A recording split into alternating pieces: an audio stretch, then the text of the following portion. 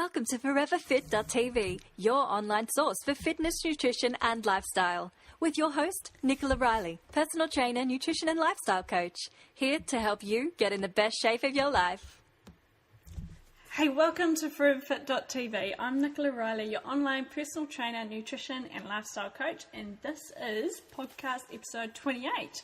So we're week 3, we're on a roll. I was procrastinating, like I mentioned a few weeks ago, I was procrastinating getting these coming out weekly, but I am on a mission and I am really enjoying these weekly podcasts. It's a really great opportunity just for me to be able to bring you lots of new information, what's been happening, and for you to be able to send in your listener questions. So if you do have any questions that you want me to answer on these shows, please send them in, and I'd love to be able to help you out in the comfort of your iPod or your computer, and you'll be able to listen for any words of wisdom that I might have to share. So do send them in. You can just submit your question below the post, so under podcast 28, or you can just put them on Facebook when I post them up as well, or just simply send me an email. However you wish, just send those questions on in. So new this week in the online gym, I've got an awesome power yoga.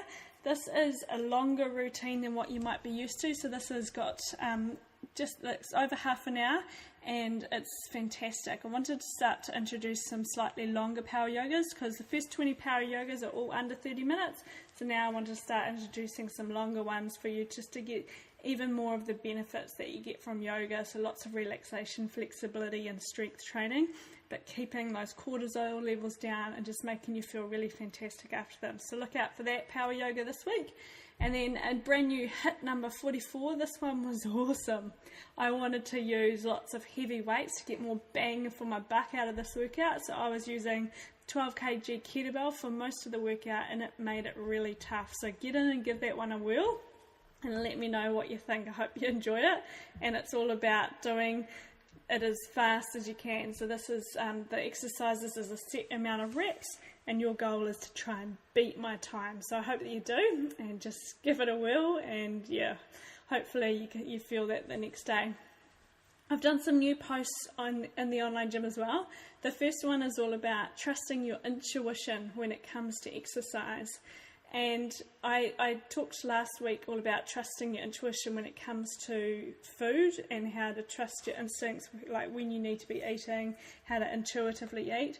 And so this is where I wanted to talk about how to intuitively exercise, because so often it's a really fine line between over-exercising and under-exercising. And sometimes we get stuck into the mindset of sticking to a really rigid plan, and we don't step outside and think, okay, actually my body needs a rest today, or actually my body is feeling fantastic and I just want to go for gold today. So this is where you've got to start to train smarter and just start to think about, okay, what does my body actually need today, and learn to understand when to train hard, when to pull back.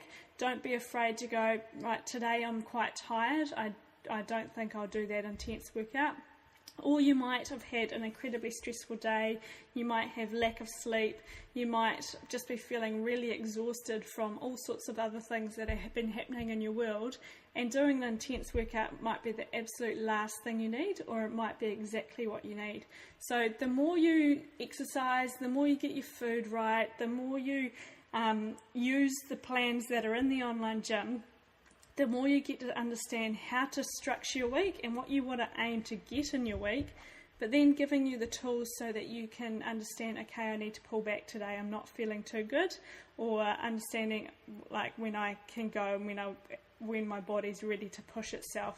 So there are certain things that you always want to make sure that you get into your week when it comes to training, and I've got all those sorts of structures in the online gym, and this is where when you have your training right, you can get that balance right. Because if you train incredibly intense and you train well, you generally would not be able to hit that sort of intensity again for a good 3 to 4 days later. So often people just train really, really hard, and I guess this is where there's a big rise in, the high intensity training, and the benefits of it are fantastic. But if you're actually going at your high intensity, you're using weights and you're really pushing your body, you do not need to be doing those workouts more than 3 to 4 times a week, or even 2 to 3 times per week. It's all about learning to understand what your body needs, and so that you can develop the right type of fitness that works for you, and really learn how to listen to your body. And again, like I said, I've got all those programs in the online gym, and I help you learn how to understand how to structure the week and what you need to put into it.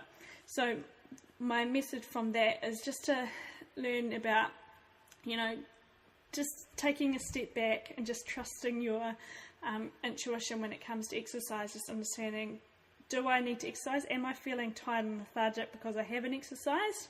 Am I feeling exhausted because I haven't got my food right, and the best thing for me to do is to go for a run and boost my metabolism and get myself feeling fantastic? Or am I feeling tired and exhausted because I've had an incredibly stressful day, I've had lack of sleep, I'm starting to feel a bit run down, and so my body actually doesn't need that high intensity exercise, and what it needs is something more like yoga and walking. So just starting to pay attention to what your body actually needs.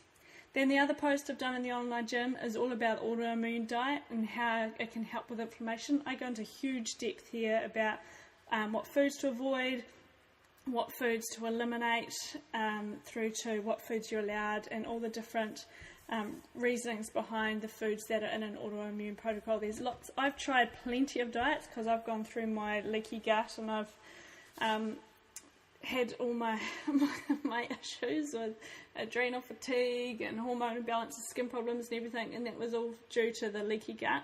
And so I dabbled in lots of different autoimmune diets out there, from your GAPS diet to the paleo autoimmune protocol through the SCD lifestyle protocols.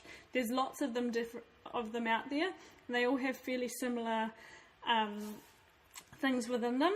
But what I've learnt and what I've developed and put in the online gym is my own take on all of these and what I found to work. So I've got all the details in there about all the types of foods and what I found to work for me personally, and what I've been using with my clients as well. So check that out, and if you do have any sort of autoimmune conditions or things like that, this could be something that will just help you work out the foods that are right and the foods to avoid, and how you can start to heal your body from the inside out from the food that you eat. So this week, the topic I wanted to talk to you all about was superfoods. I get asked all the time about, hey Nicola, what do you think of maca, or what do you think of spirulina, or what do you think of any sort of different, whatever the latest superfoods is that's been written up in a magazine. So I thought I would go into detail about what I think they are, and what for you to look out for. So superfoods, to me, there's no one food that can make you feel amazing. There's no one food that can fix your hormones. There's no one food that can give you this amazing energy. Because the thing to understand is that you are only as healthy as your digestive system, and you're only as healthy as you are able to absorb and to digest your nutrients. So any superfood that you might be eating is only going to be able to be used and to get the benefits from if you've got good digestive health, and if you're able to absorb those nutrients. So the first place to always start is making sure you're getting an incredibly nutrient-dense, real food diet that is helping your digestive system and getting you a really good health and vitality. It is then when you can add in these amazing nutrient-dense foods, aka superfoods, that can enhance an already well-rounded diet. And so this is where my take on superfoods comes in, and what I believe to be some really good superfoods. So the other thing to understand is that, so many people think, okay, chia seeds are amazing, everybody's writing about chia seeds, they are the next best thing, and if I put them into my smoothie or onto my thing, it means that I'm going to have amazing skin, or I'm going to have amazing joints, because everybody's raving about chia seeds. But then you go off and you eat a muffin, or you go and have gluten or dairy and sugar and everything else, and so you believe you're getting all this amazing nutrients from these chia seeds, but you're actually your body can't do anything with it because you're causing damage at the same time. So you have to get everything else right in order to get the amazing benefits that something like chia seeds offer you. So when it comes to my favourite superfoods and what I think to be the best superfoods, my number one would have to be bone broth. And this would be homemade real bone broth. The reason being is because this is packed full of collagen, gelatin, chondroitin, glycerine, all the essential nutrients that are vital for your bone, your joint, your skin health, along with incredible healing benefits for your gut. So that means that if you're eating, having bone broth throughout your day or throughout your week, it's helping with the lining of your gut. It's helping to get your digestive system really held, because not only are these minerals fantastic for your bone and joint health, they help heal the mucosal lining of your intestinal tract, and they help you recover if you've got any form of leaky gut. So this means any nutrients that you are eating through your food, you're helping to heal your gut so your body's actually able to absorb and to digest those foods. So this is why this is my number one superfood, because it is helping your body to better use other foods, because it's helping to heal your gut lining, and also you're getting all these amazing nutrients from the bone broth. So it's also incredibly full, it's got some amino acids in there as well, and it also, the gelatin in it helps with joint pain and sleep quality. So there's heaps of huge benefits from including bone broth into your diet. My second superfood that I think is fantastic is fermented foods. So this is your things like your sauerkraut, your kimchi, kombucha, kefir, and yogurts, which could be made from your coconut cream or milk, or from dairy if you can tolerate dairy. And the reason this is so powerful is because there's huge connection between the health of your gut and the health of your brain, and so making sure that you are getting good healthy gut flora is making sure that you're getting a good gut-brain axis going on in your body. So when you've got any sort of digestive problems or eating a diet that's full of sugar and junk food, you're going to have a balance of you're going to have an imbalance between good and bad bacteria. And so this is again going to affect how well you digest and you absorb your foods. And so this is why you want to bring back that balance and make sure that you've got plenty of good beneficial bacteria in your gut, because it's the bacteria that helps you absorb and for you to digest the minerals and vitamins that you're eating from your food. So without that good bacteria, any superfoods that you might be throwing into your diet aren't able to be used. So we need to make sure that we're bringing back the gut health first by the bone broth, then making sure you've got the good beneficial bacteria to be able to absorb and to digest those foods, and then also helping you get a really good gut brain function so that your body's able to function properly and healthily. The third superfood they've got, this one is something that is probably the hardest one to introduce into your diet. This is organ meats. So organ meats for ounce is the most nutrient-dense food on the planet. It's loaded with fat-soluble vitamins like retinol, which is preformed vitamin A, and which is crucial for your reproductive health, and it's really hard for you to get anywhere else in your diet. It's also a great source of absorbable iron. So often we're taking iron tablets and pills and potions, and it's all synthetic iron. So you want to make sure that you're getting iron that is absorbable iron, and this can help prevent miscarriages, maternal anemia, and B12. And liver also contains B12, which is required for the proper formation of your red blood cells and for DNA. It's also a really good source for bioavailable protein, zinc, and folate, which are all incredibly important for your fertility health, reproductive health, and just general well-being. So, superfood number 4 is eggs and egg yolks. Eggs got a bad rap for a wee while there, and if you've been following Food Fit for a wee while, you'll know that eggs are fantastic in my eyes. They are nature's multivitamin. They're so nutrient dense that this is, of course, organic, free-range eggs.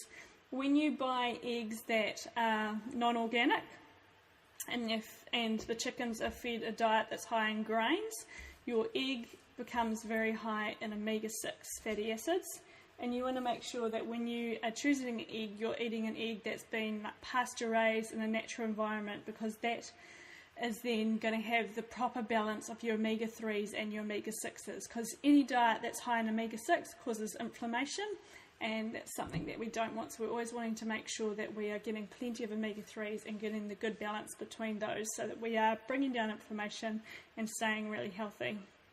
The other thing that eggs are really high in is choline, which helps protect against neural tube defects. So this is really important for fertility health, or for pregnancy as well, the choline. And eggs are really rich in protein, vitamins, antioxidants and minerals.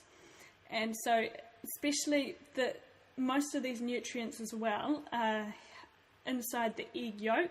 And for so many people, when they go on like a low-fat diet, they chuck out the yolks and they avoid them because they think that they are the part of the egg that should be cut out. But when you include those yolks, that's where you're getting the real beneficial nutrients and also the good quality fats that your body needs as well.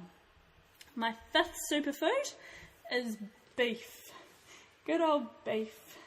Beef contains, would you believe, between 2 to 6 times the amount of omega-3 fatty acids. Let me start that again. So grass-fed beef, so this is where you've got to make sure. We're really lucky in New Zealand in that all of our beef is grass-fed beef. But if you're listening to this and you're not in New Zealand, you may be getting beef that's been fed grain. So similar to the eggs, that beef might be high in omega-6. So if you're eating grass-fed beef, it's going to have high levels of omega-3 fats compared to the grain-fed beef. It's also a really good source of the natural protein and linoleic acid as well. So my next superfood is cold water fatty fish. So seafood is a food that is really high in your omega-3s again, and this is really important for bringing down inflammation, and it's high in your EPA and DHA. So DHA is particularly important for fertility and pregnancy, and it is something that we require for not only our hormonal health, for our eye health and skin health as well. So we need to make sure that we're getting enough omega-3s in there, and in particular EPA and DHA, and this is where you get it from that cold water fatty fish. And again, you want to make sure that it's wild fish, cold water, and that it has got that high oil content in there, so that you are getting the benefits of there.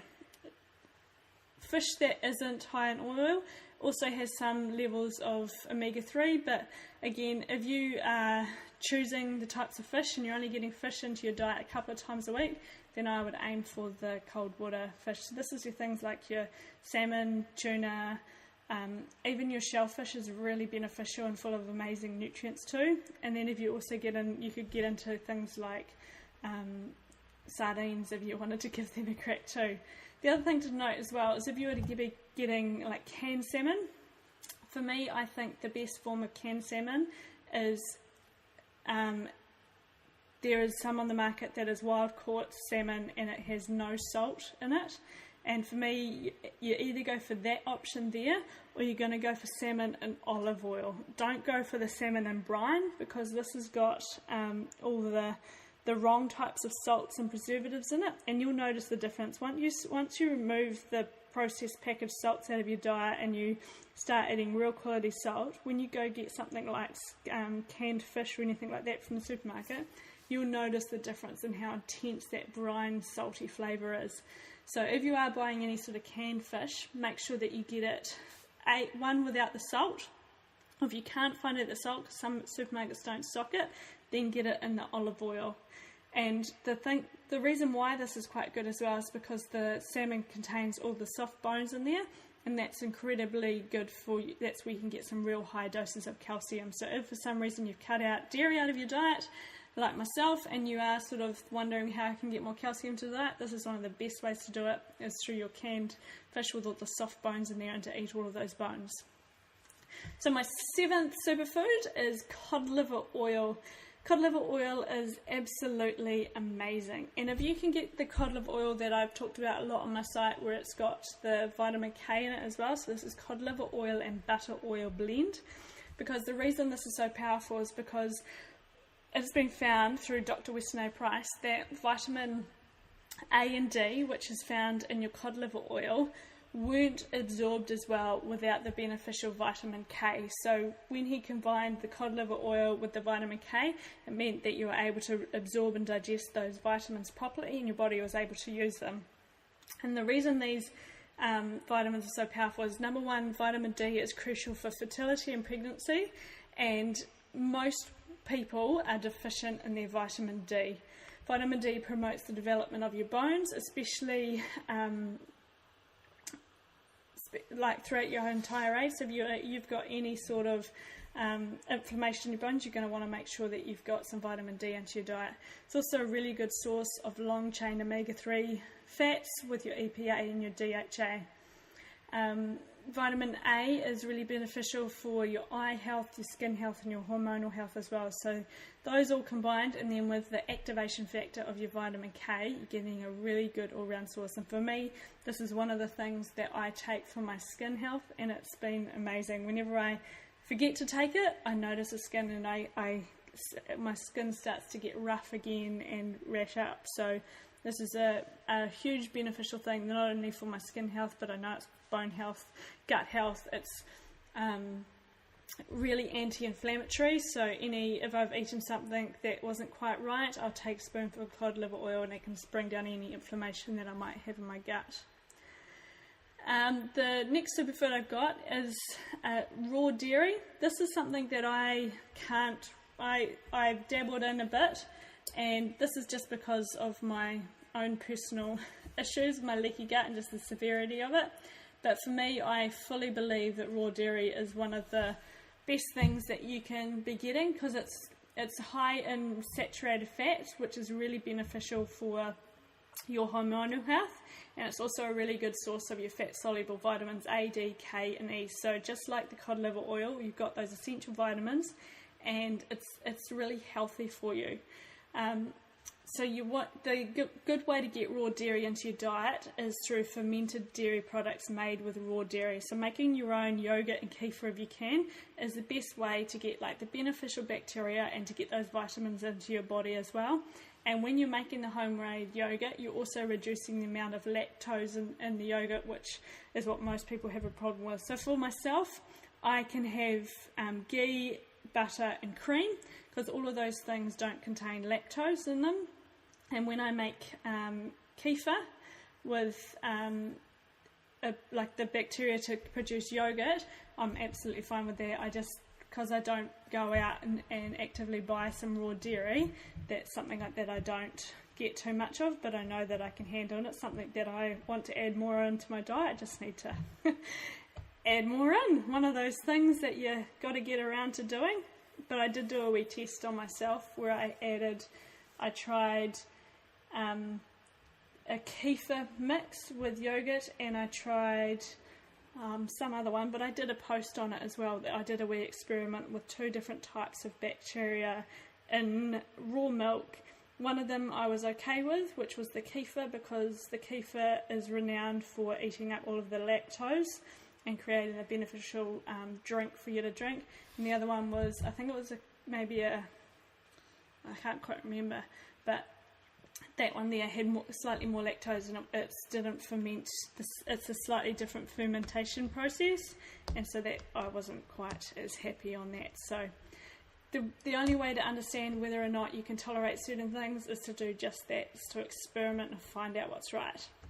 My next superfood this should actually be higher up the ranks, I think, is good old Himalayan rock salt. Rock salt is the best source of all your trace minerals and elements, and it is the best thing for you to add into your water every single day. Every bottle of water I have a big litre, one of those big litre glass bottles, and I make sure that I have like quarter to half a teaspoon of salt in my water. The key to know whether or not you're adding enough salt is whether or not you can taste the salt. When you add salt to water, you'll feel that the water's become slightly thicker, and if you can't taste the salt in there, then you can add more salt into it. So for example, the salt water that I put into my drink bottle is slightly different to the amount that, say, Ben puts into his, and he'll drink my drink bottle and he'll be like, yuck. and because it's really salty, or vice versa. And there'll be days when you can handle more salt and days when your body needs more salt, and vice versa. There'll be days when you don't need as much salt. And why this happens is because salt and sodium are really are required for your adrenals to function properly. And so when you become really stressed, you might find that you need higher levels of salt in your diet. So this is where you add in a little bit more salt into your drink bottle, and it helps support your adrenals and helps keep you going and feeling really good. The other thing I've added in there is lemon, because I think lemon is an amazing superfood. I again add this into my water each day, and this is just something like the vitamin C. For me, it's just a really good way to get good quality amounts of vitamin C, and vitamin C is crucial for your adrenal health again, and there are so many health benefits from vitamin C and from citrus fruits. So this is where I get mine from, and I just think the good old lemon is one of those amazing superfoods that's just underrated. Then got blueberries is another one. Blueberries are really high in fibre, vitamins and antioxidants, and they're one of nature's most potent antioxidants. So they're going to help you not age faster, and they've got high levels of anthocyanidins and ellagic acid. They're also quite low in calories if you are doing any sort of calorie counting. And they're just fantastic for you to include on a daily basis into your diet. I love mine at the end of the day, frozen, just a cup of frozen berries, and I just pick on them while I'm watching a bit of telly or reading some blogs, or I might throw them into a smoothie during the day. A couple more I've got here is flax seeds. These are really high in alpha-linoleic acid, and which is a form of omega-3, and they're really high in manganese, magnesium and fibre. So if you've got any stress in your diet, it's really important to get enough magnesium in, and a daily serving of flax seeds in like a fruit smoothie is a really good choice for you to make. The other thing is, what was I going to say? Cacao is my next superfood. I think cacao is amazing. Again, this is really high in magnesium, and just a little bit of homemade chocolate each day I think is fantastic. Not only just to make you feel good, it's got some really good, it's got amazing nutrients in there, and also it's just got that whole feel good factor. When you add a little bit into your diet, it feels like a little bit of a treat. Then there's garlic. Garlic is, aside from just being amazing, it's really beneficial for your heart health, maintaining high healthy cholesterol levels, and also can help reduce blood pressure, help with your immune system. It can help, it's got some antibacterial properties, so if you've got any bacterial issues, can help with that. It's really high in antioxidants, and it's just something that's really easy for you to add into your diet. So as you can see, there are my top superfoods. These are foods that are just normal foods.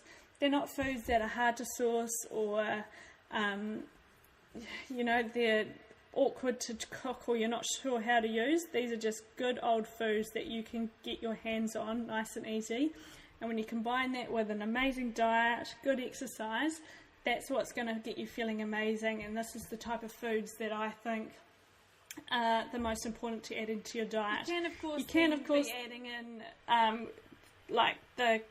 I want to say cliche, but without saying cliche, you can of course, like the superfoods that you might see in the latest magazine article or anything like that, you can of course add them in, but like I said, they can be expensive, and they can be just hard to source. So come back to basics, come back to getting your food right, real food, and just making sure you're eating a really good, nourishing, nutrient-dense diet, and that's when you're going to get the results that you want. Okay, so I am going to finish off this episode with a couple of listener questions. So the first question I have got is, hey Nicola, I haven't exercised regularly since having my first baby over 6 months ago. Do you have any advice on how I can ease back into exercise? Now this is an awesome question, and it's commonly asked, and this comes back to like what I talked about at the start is intuitively exercising, learning how to listen to your body, and like I said, easing back into it and starting gently.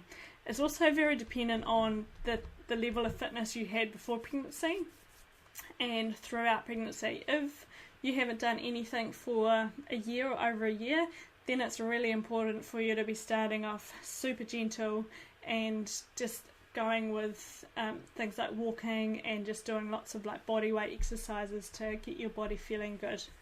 And making sure when it comes to getting your exercise right, you've got to again start with your food. So many people think that they've got to do everything at once, and they think that they've got to start this exercise plan, they've got to start eating right, they've got to start sleeping right, and it all just becomes overwhelming, so they just carry on doing what they're doing.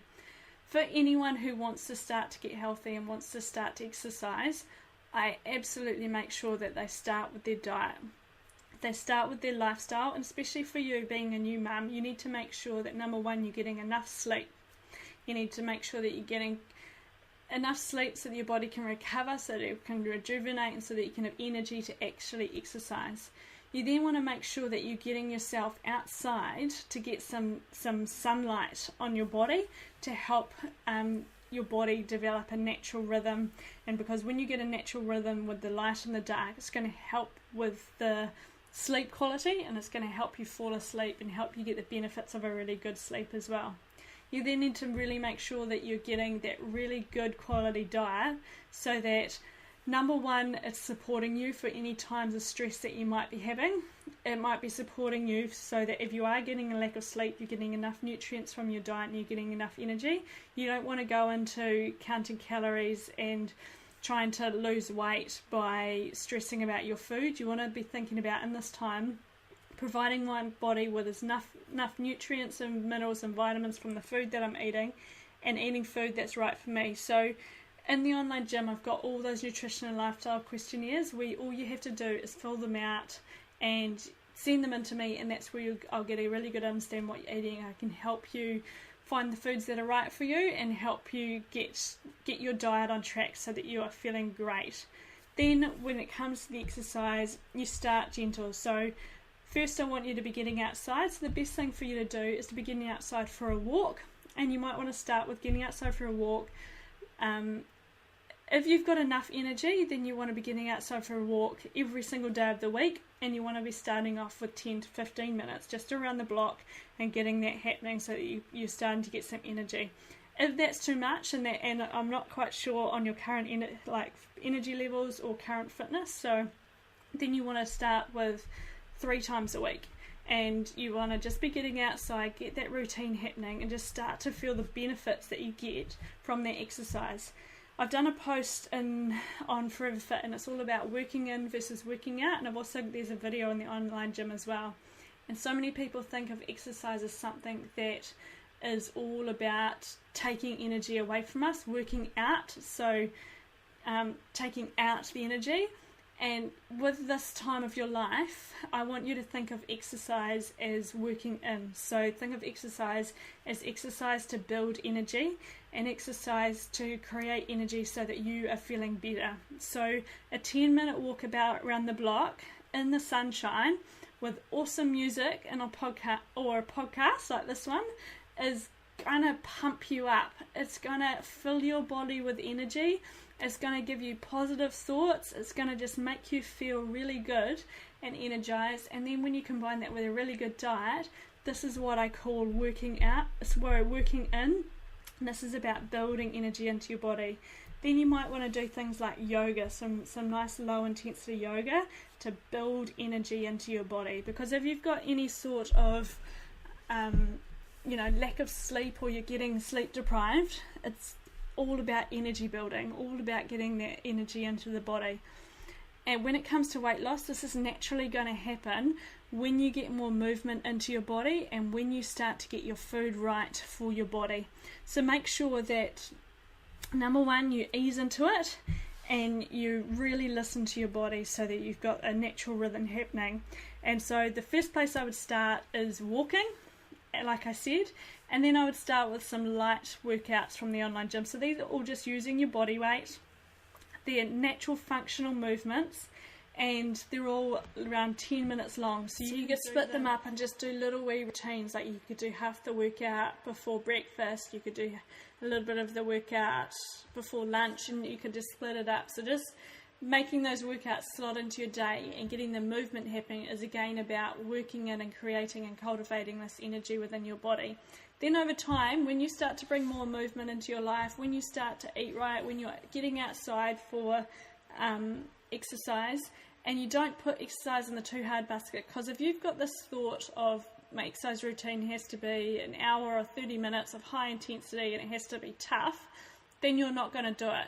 But if you've got this mindset of, right, I'm just going to create a more active day, I'm going to do exercise that builds energy, I'm going to get outside, and I am just going to make my body feel great, you're going to get more things into your day that you enjoy, and over time you're going to find that 15-minute walk turns into a 30-minute walk, then that turns into a walk that happens every day.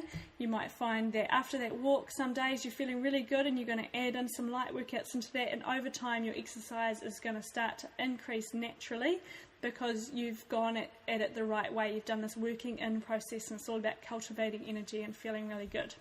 So that is how I suggest that you ease back into it. And I have got programs in the online gym as well to help, one's a Busy Mums program, one's a Fitness After Pregnancy program, and then I've got programs in there for fitness through pregnancy as well. So check out those programs, and if you do have any questions, that's what I'm here for. Okay, so my last question is, hey Nicola, I'm currently just starting out with clean eating, and I've dabbled with no gluten, and I'm just wondering, how do I know if I'm gluten intolerant or not, and what is the best way for me to ease into this new way of eating without it costing a fortune? Hey, this is an awesome question, and how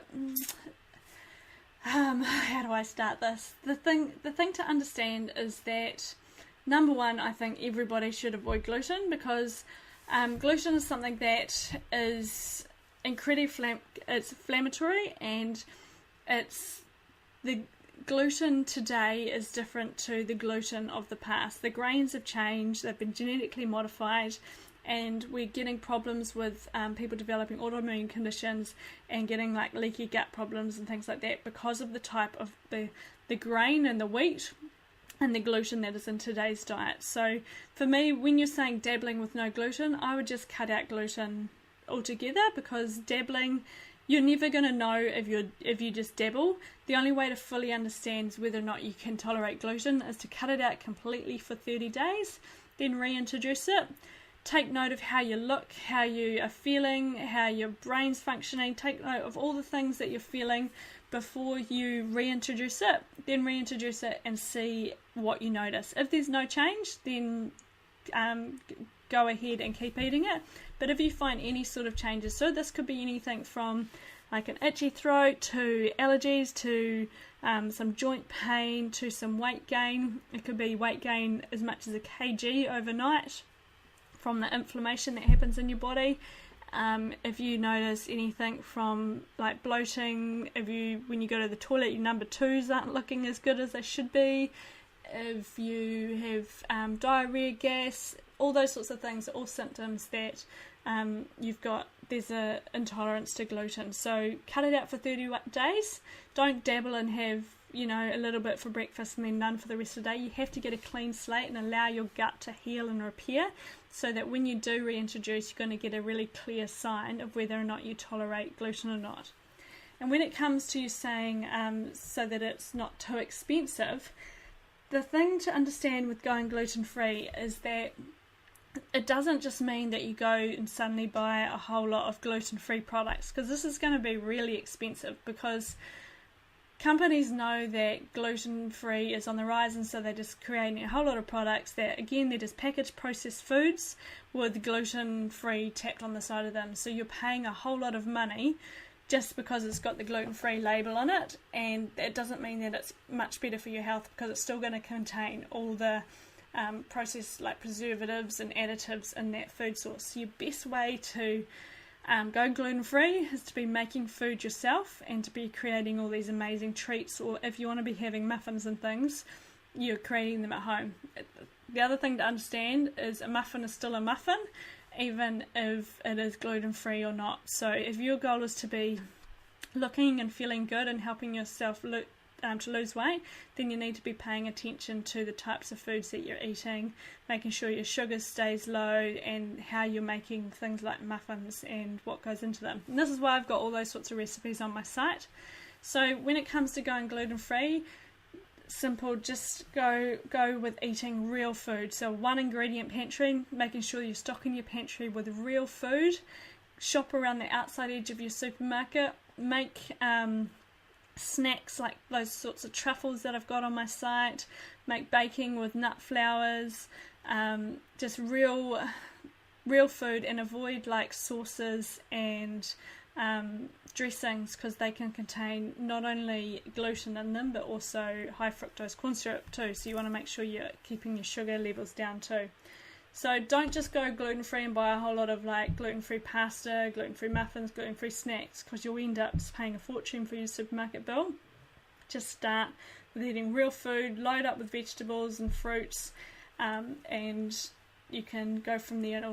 That's the way to ease into it and avoid the gluten. So cut it out for 30 days, see how you feel when you reintroduce it, and just don't buy into marketing, just eat real food. Hey, so that is it for this episode. I hope you enjoyed. If you've got any questions that you would like me to answer on next week's episode, please send them on in. You can just send in the question below this post page, podcast episode number 28, or you can even put it on a Facebook page or send me an email. Thanks for tuning in. If you haven't already, make sure you sign up to my newsletter where you get weekly updates of all the latest blog posts, recipes. I've just done a fantastic prawn barbecue recipe with zucchinis and wilted spinach. It was amazing. I had Ben's mum's birthday, so that was what I created on the barbecue. It was an awesome recipe because it meant that I didn't have to do much cooking, and it's cooked up in like 5 minutes and looks fantastic. So if you're after some good summertime barbecue recipes, that's a winner. And I also got a chocolate sauce recipe that I put up on the site too. So check them out, sign up to the newsletter, get all the latest information, and I will see you really soon for your next episode.